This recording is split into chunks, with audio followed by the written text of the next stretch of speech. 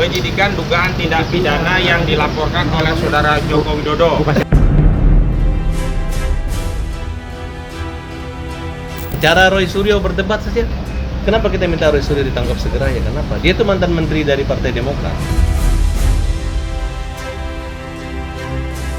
Perjuangan mengungkap kebenaran ijazah ini adalah perjuangan konstitusional.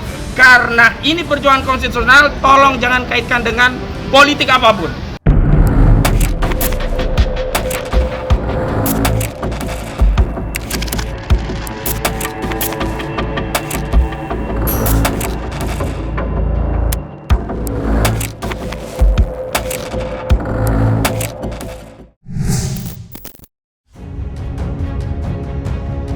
Ijazah mantan Presiden Joko Widodo yang dituduh palsu, belakangan ini meluas menyeret sejumlah nama.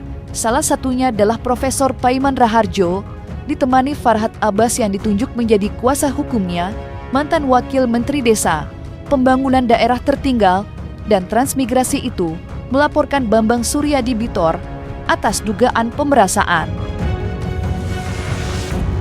Sebelumnya, Paiman Raharjo juga menggugat Roy Suryo dan koleganya di Pengadilan Negeri Jakarta Pusat. Gugatan itu ia layangkan atas dugaan melawan hukum terkait fitnah ijazah palsu. Nama Paiman Raharjo sendiri mulai ramai menjadi pembicaraan saat Bambang Suryadi Bitor secara lantang menyebut jika Paiman orang yang mencetak ijazah Joko Widodo yang diduga palsu. Lantas, apa harapan Paiman Raharjo dan kuasa hukumnya Farhad Abbas usai melaporkan para seterunya? Kepada Kapolda Metro Jaya, jangan lama-lama meriksa, jangan kebanyakan saksi yang terbanyakan tersangka, cukup yang gitu aja gitu. Ya. Pak Jokowi sudah dinyatakan bahwa ijazahnya asli dan penghentian penyelidikan, berarti kan itu tidak ada persoalan lagi gitu. Nah, yang dituduhkan mencetak dan mengetik ijazah tersebut adalah Profesor Paiman, ya. Nah, Profesor Paiman melakukan upaya dan minta segera karena buktinya itu jelas, saksinya ada, transferan dananya ada, dan sampai sekarang Bitor udah mengakui kesalahan dia. Dia hanya mengatakan dia tidak memeras. Tapi apa yang membuat Bitor menyatakan bahwa 1000% yakin bahwa Pak Paiman adalah pelaku tersebut? Makanya di sini catatan kami, Roy Suryo, Bitor, dan kawan-kawan untuk segera ditangkap, ya, dan agar proses ini berjalan dengan lancar, tidak ada ribut-ribut, segera tangkap. Mereka ini kalau nggak ditangkap, bawel banget gitu. Sempat bentrok kami tadi, tapi itu bentrok yang dibuat-buat. Mereka itu marah sama saya karena dianggap saya membela yang sesat gitu. Loh, apa yang sesat? Ini saya pembela Pak Paiman. Nah, akhirnya saya bilang, tolonglah Bu, kalau saya baik ramah, tolong baik-baik aja. Kamu mau saya balas, saya maki kamu? Dia bilang, balas, saya hajar. Simple kan? Nah coba, saya kasih contoh. Kamu kalau dimaki-maki di muka umum nggak jelas, enak, malu kan? Malu kan? Iya. Tapi tetap aja, mereka ini orang yang tidak punya modal dasar, hanya modal keberanian aja, tidak takut akan membuat persoalan baru terhadap kami, terutama Pak Profesor Paiman. Demikian. Saya sebagai sahabat, saran, saya sudah melihat ijazah Pak Jokowi dengan mata kepala saya sendiri. UGM sudah menjelaskan bahwa ijazah Jokowi asli. Sudahlah, minta maaf agar hidup tenang. Nah, gitu aja.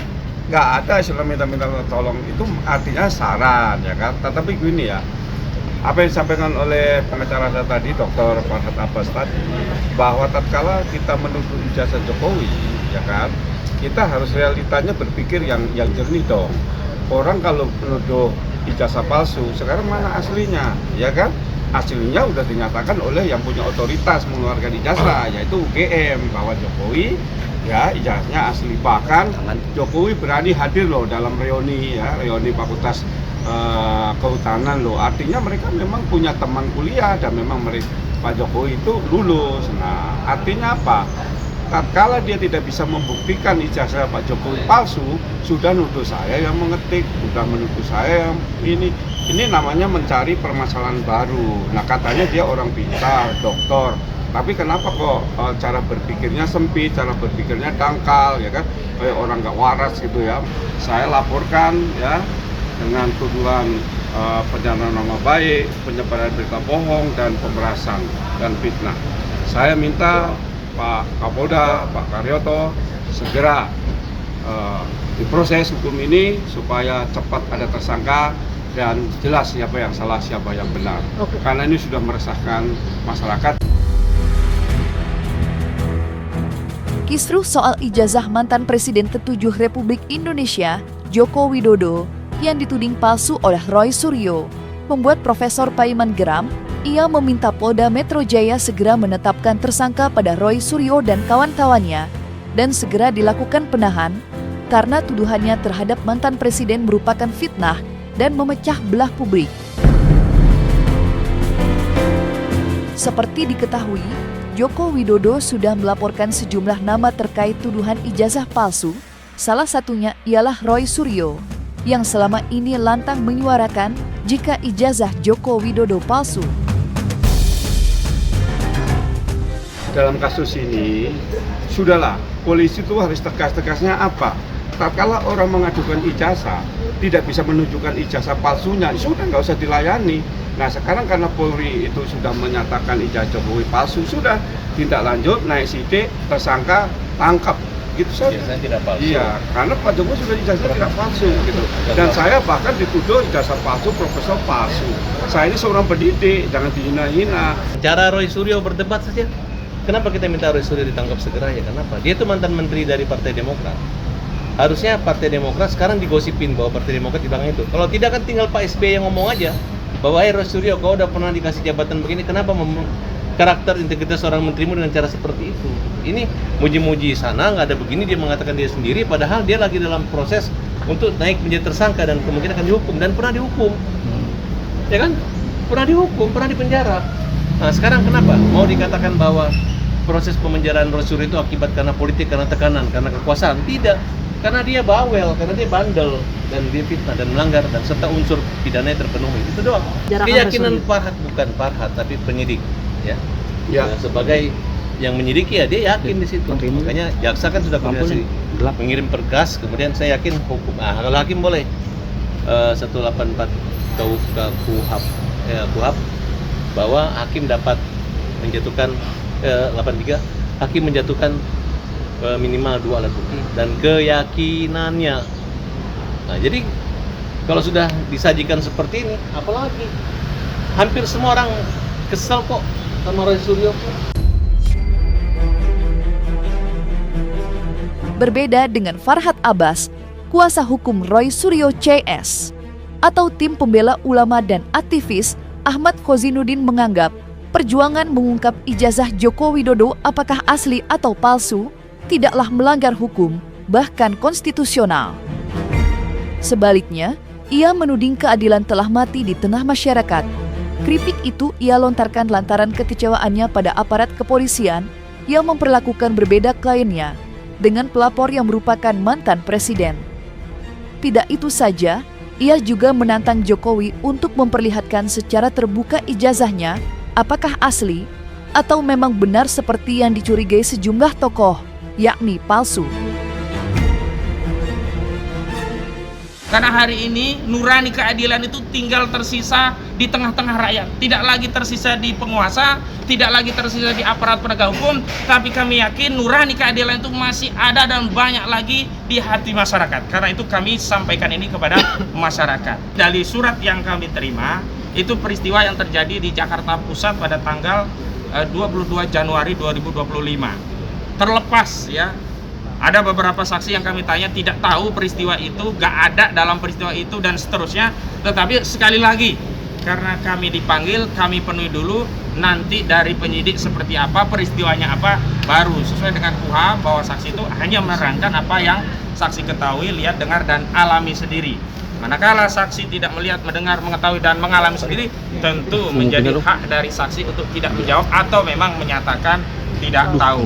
Nah, saya juga ingin tegaskan bahwa kepada kubu saudara Joko Widodo, sekali lagi ya, kalau memang mau fokus, ingin menuntaskan kasus ini, fokus di kasus Polda Metro Jaya. Tidak perlu mengedarkan fitnah, ada orang besar di balik perjuangan kawan-kawan yang hari ini ingin mengungkap kasus ijazah palsu. tidak perlu ya melakukan playing victim dengan punya perasaan politik seolah-olah ingin di downgrade, punya feeling ada orang besar, tidak perlulah. Dan bahkan kalau ingin ringkas, ingin segera mengakhiri polemik ijazah palsu, tunjukkan ijazah asli itu kepada publik. Tapi dengan catatan memang kalau ada. Karena kalau ada, tunjukkan, selesai. Perjuangan mengungkap kebenaran ijazah ini adalah perjuangan konstitusional. Karena ini perjuangan konstitusional, tolong jangan kaitkan dengan politik apapun. Sehingga ketika saudara Joko Widodo berusaha mengalihkan ini kepada aktivitas politik, bahkan dengan tuduhan-tuduhan fitnah-fitnah, ada orang besar, ada yang ingin mendowngrade, ada yang ingin menjatuhkan reputasi politiknya, sejatinya saat itulah saudara Joko Widodo sendiri yang sedang berpolitik. Keaslian ijazah itu tidak bisa dikonfirmasi dengan acara reuni. Reuni itu ya namanya reuni, orang-orang juga bisa datang, bisa masuk, siapapun bisa. Dan statementnya belakangan juga malah kacau balau ya. Justru itu merusak proses hukum yang sedang dijalankan oleh aparat di penyidik Polda Metro Jaya. Dan selanjutnya kami juga nanti ingin mengkonfirmasi, memastikan apakah benar ijazah saudara Joko Widodo yang konon, saya sebut konon ya karena kami belum melihat langsung, yang konon ijazah itu sudah disita baik SMA-nya juga S1 UGM-nya oleh penyidik Polda Metro Jaya. Dan kami terakhir saya juga menghimbau, mari kita jaga-jaga Polda Metro Jaya.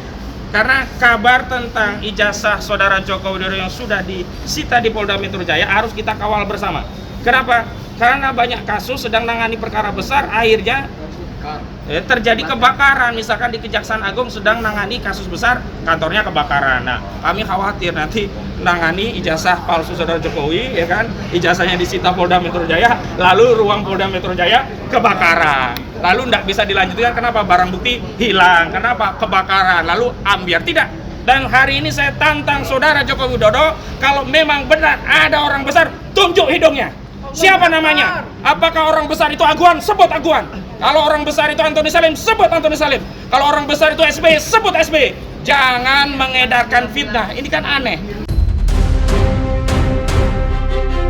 Sebaliknya, Ahmad menyindir Jokowi yang absen pada panggilan penyidik Polda Metro Jaya dengan alasan sakit, tetapi sibuk warawiri dan datang ke Kongres Partai Solidaritas Indonesia hingga menghadiri reuni.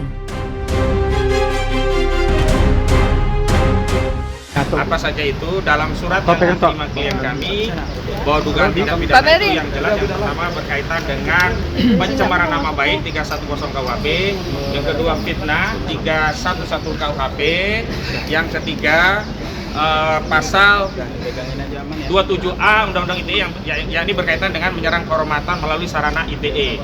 Juga ada pasal 32 dan 35 Undang-Undang ITE yang ancamannya 8 tahun dan dipanggil sebagai saksi, yakni pasal 160 KUHP berkaitan dengan penghasutan. Juga pasal 28 ayat 2 Undang-Undang ITE tentang menyebarkan kebencian kepada individu dan kelompok masyarakat berdasarkan suku, agama, ras, antar golongan, dan seterusnya.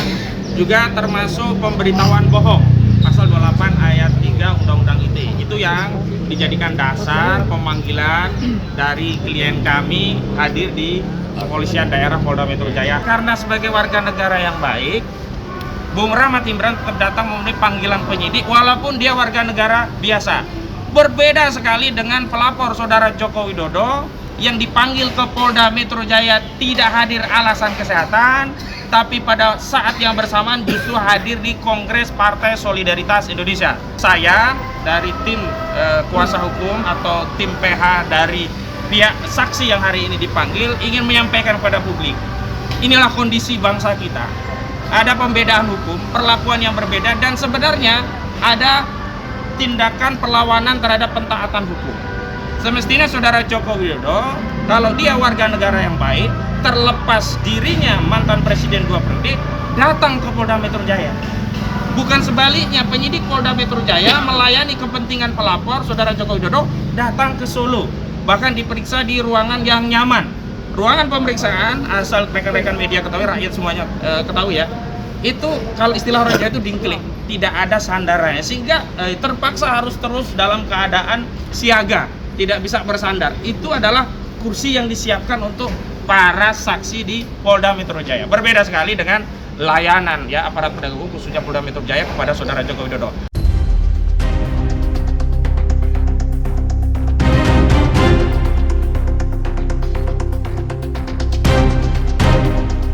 Nah, selesai sudah, Cumi Lovers. Jangan lupa untuk like, subscribe, dan juga share channel YouTube Cumi Cumi.